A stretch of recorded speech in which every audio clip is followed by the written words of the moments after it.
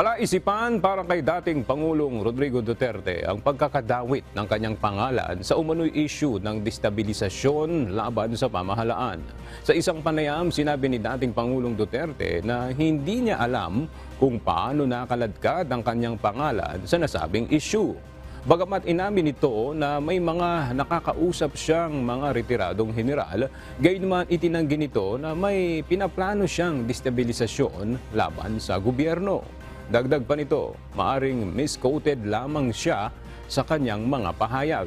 Nauna nang inihayag ni Armed Forces of the Philippines Chief General Romeo Browner na umano'y may tangkang destabilisasyon laban sa administrasyon ni Pangulong Ferdinand Marcos Jr. kung saan sinasabing sangkot umano ang ilang retiradong general.